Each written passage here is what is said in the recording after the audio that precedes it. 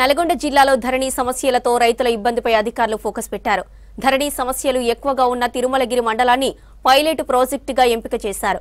భూ సమస్యలపై మండలంలో ఎంక్వైరీ చేస్తున్నారు. ప్రత్యేక టీంలతో సర్వే నిర్వహిస్తున్నట్లు తెలిపిన కలెక్టర్ నారాయణరెడ్డితో శేఖర్ ఫేస్ టు ఫేస్.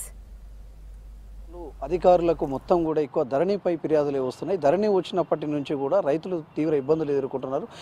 భూములకు సంబంధించి అనేక సమస్యలతోటి అధికారుల చుట్టూ కూడా తిరుగుతున్నారు. దీన్ని పరిశీలించి పరిష్కరించాలనే ఉద్దేశంతో నల్గొండ జిల్లా కలెక్టర్ నారాయణ రెడ్డి గారు ఇప్పటికే ఉన్నత స్థాయి అధికారులకు ఇక్కడ ఉన్న ఫిర్యాదులకు సంబంధించి పూర్తిగా వివరించారు. దాంతో ఇక్కడ నల్గొండ జిల్లా తిరుమలగిరి మండలాన్ని పైలట్ ప్రాజెక్టుగా తీసుకొని అక్కడున్న భూ సమస్యల పరిష్కారానికి ఎలాంటి వర్క్ చేయాలనే దాని మీద ఇక్కడ వర్క్ నడుస్తుంది. ఆ వర్క్కు సంబంధించి ఎట్లా ముందుకు సాగుతుంది, అసలు ఎలాంటి సమస్యలు వస్తున్నాయి ధరణిలో అనే మనతో పాటు మాట్లాడేందుకు జిల్లా కలెక్టర్ నారాయణ రెడ్డి గారు ఉన్నారు. సార్ మాట్లాడదాం. సార్ నమస్తే.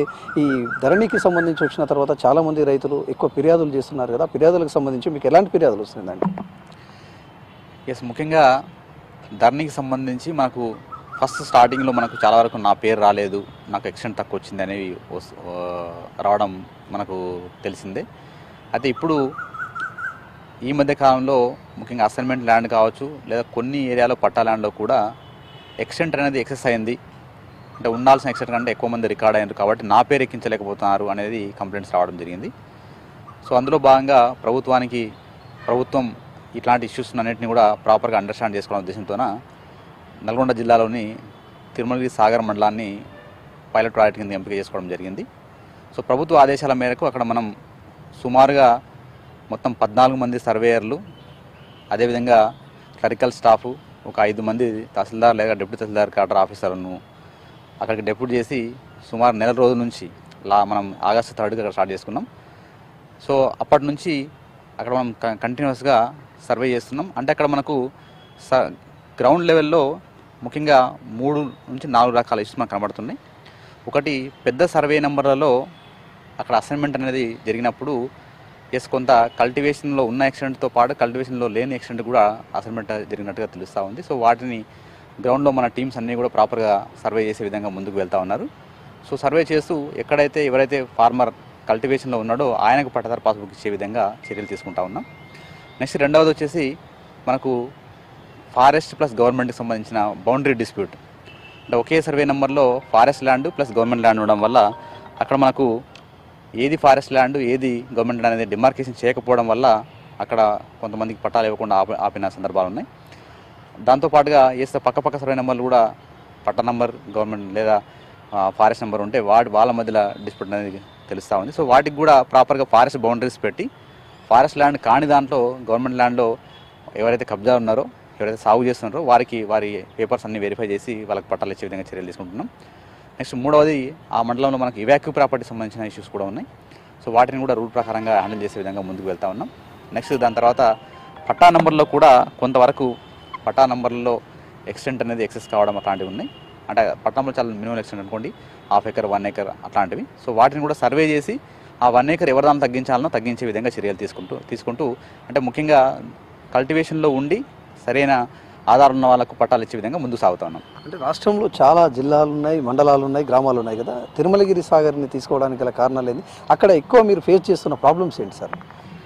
ముఖ్యంగా తిరుమలగిరి సాగర్లో ఆ ఒకే మండలంలో మనకు అన్ని రకాల సమస్యలు చూడవచ్చు. అక్కడ అంటే గవర్నమెంట్ ల్యాండ్లో ఇష్యూస్ చూడవచ్చు, ఫారెస్ట్ రెవెన్యూ బౌండరీ ఇష్యూస్ చూడవచ్చు, ROFR పట్టాలకు సంబంధించిన ఇష్యూస్ చూడవచ్చు, ఎవాక్యూ ప్రాపర్టీకి సంబంధించిన ఇష్యూస్ చూడవచ్చు, ఎండోమెంట్ ల్యాండ్కి సంబంధించిన ఇష్యూస్ చూడవచ్చు, వక్ఫ్ ల్యాండ్కి సంబంధించిన ఇష్యూస్ చూడవచ్చు. అంటే ఆ మండలంలో మనం ఒకవేళ స్టడీ చేసినట్లయితే గ్రౌండ్ రిపోర్ట్ కంప్లీట్గా మనకు వస్తుంది అనే ఉద్దేశంతోన ప్రభుత్వం ఆ మండలాన్ని ఎంచుకోవడం జరిగింది. సో అక్కడ ప్రస్తుతం మాకు అంటే కొన్ని సర్వే నెంబర్లలో కంప్లీట్గా entire inch to inch survey చేయాల్సిన పరిస్థితి వస్తుంది. అప్పుడే మనకు ఆ సర్వే నెంబర్లో ఎవరు నిజమైన పట్టదారులు, ఎవరికి కల్టివేషన్లు అంటే వాళ్ళు కబ్జాలు లేకపోయినా పట్టా పాస్బుక్స్ వెళ్ళినవి అనేది తెలుస్తుంది. కాబట్టి కొన్ని సర్వే నెంబర్లను ఎంటైర్ సర్వే చేస్తున్నాం. కొన్ని సర్వే నెంబర్లో రికార్డును వెరిఫై చేసిన తర్వాత డెసిషన్ తీసుకునే విధంగా ముందుకెళ్తున్నాం. అక్కడ 100 ఎకరాల భూమి ఉంటే 200 ఎకరాలకు సంబంధించిన బొక్కులు ఉన్నాయి అనేది చెప్పుకొస్తున్నారు. దీని మీద కూడా పూర్తి స్థాయి సర్వే చేస్తున్నారు అన్నది. ఇట్లాంటి ఇష్యూస్ నిజంగా కూడా మీరు ఎట్లా టేకప్ చేస్తున్నారు? అంటే ముఖ్యంగా అంటే ఎక్స్టెంట్ ఉన్నది కొన్ని సర్వే నెంబర్లో ఉన్నాయి. కానీ అంతకంటే ఏంటంటే మనకు అక్కడ కల్టివేషన్లో లేని వ్యక్తులకు పట్టాదారు పాస్బుక్ రావడం అనేది మనకు అక్కడ కనిపిస్తున్న అంశము.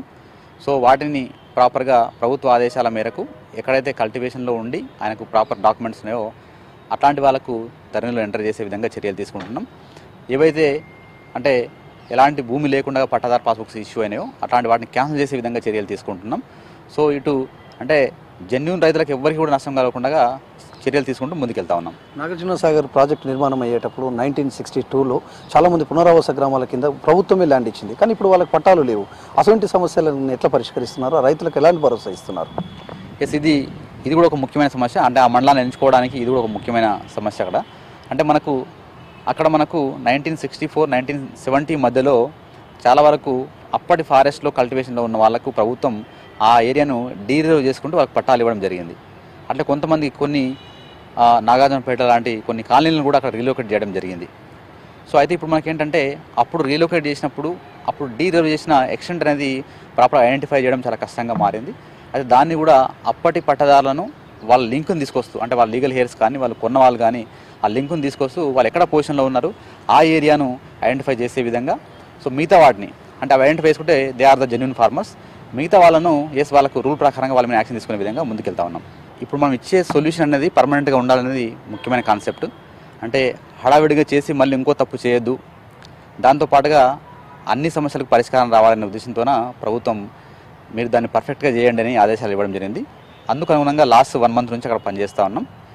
సుమారు ఇంకొక 2 months పట్టే అవకాశం ఉంటుంది. అంటే మొత్తం 3 నెలలు టైం తీసుకునే అవకాశం కనబడతా ఉంది. రాష్ట్రంలో ఎన్ని సమస్యలు ఉంటాయో అన్ని సమస్యలు తిరుమలగిరి సాగర్లో మనం ఐడెంటిఫై చేయగలిగాం. దానికోసమే దాన్ని పైలట్ ప్రాజెక్టుగా తీసుకున్నాం. ఖచ్చితంగా కూడా 3 నెలల లోపు ఈ ప్రాజెక్టుకు సంబంధించి సర్వే పూర్తి అవుతుంది. ఆ తర్వాత గవర్నమెంట్కి కూడా ఒక పరిష్కారం దొరకడంతో పాటు అదేవిధంగా ఎవరైతే జెన్యూన్ రైతులు ఉంటారో వాళ్ళకి ఎవరికి అన్యాయం జరగకుండా ఈ సర్వే జరుగుతుందని చెప్పేసి చెప్పుకొస్తున్నారు జిల్లా కలెక్టర్ నారాయణ రెడ్డి గారు. కెమెరా పర్సన్ రఘుతో శేఖర్, V6 న్యూస్, నల్గొండ జిల్లా.